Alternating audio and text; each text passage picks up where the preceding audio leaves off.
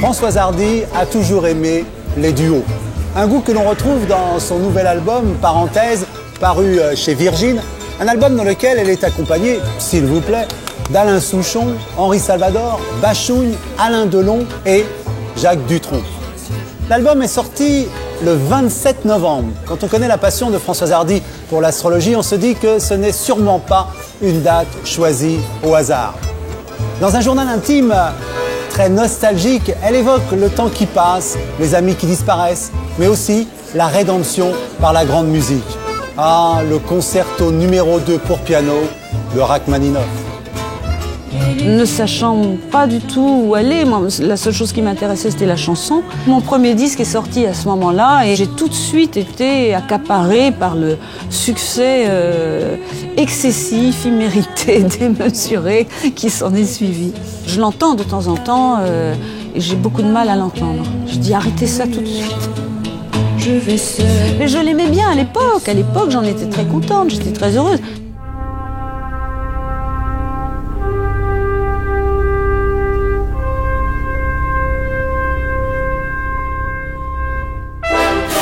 Il y a une école qui me paraît très au-dessus des autres, surtout parce qu'elle va plus loin, elle est plus intelligente et elle n'avance rien qui ne soit connecté aux réalités du système solaire.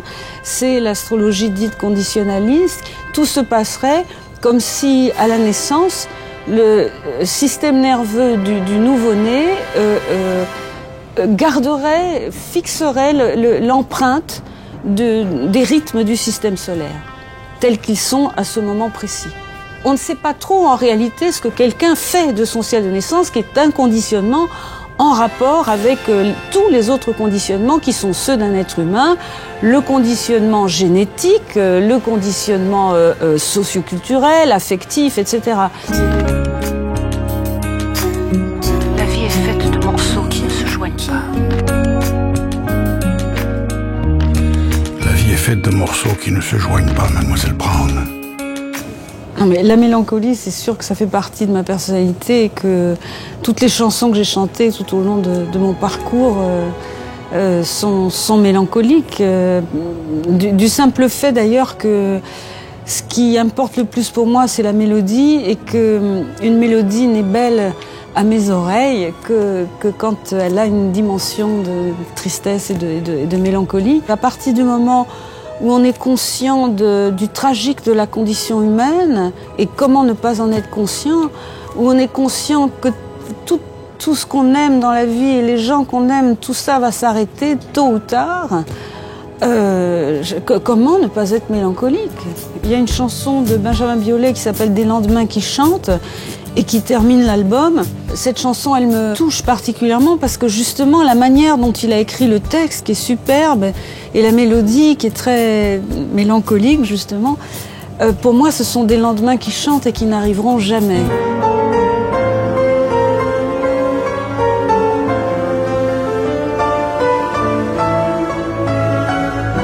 S'il ne faut choisir qu'un concerto, je choisis le concerto numéro 2 de Rachmaninoff. Je le trouve absolument déchirant, bouleversant, beau de bout en bout, avec des thèmes mélodiques de bout en bout. Et si vous voulez, moi j'aime la musique qui sublime une souffrance de telle façon que finalement ça élève.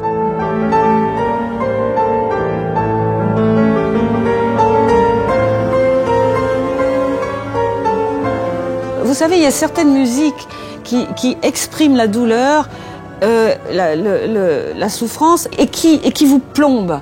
Or, cette musique-là, c'est comme si elle justifiait toute cette souffrance, quoi. Parce que au fur et à mesure, on monte au ciel. Enfin, moi, ça me fait monter au ciel.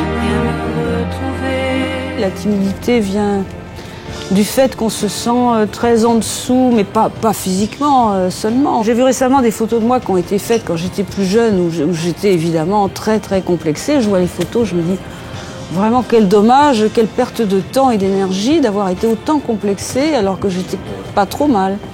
Toutes les situations qui consistent à chanter une chanson à la télévision, même en playback, parce que de toute façon je ne fais que ça, sont des situations qui me mettent sans dessus-dessous. C'est une question de trac, hein, là.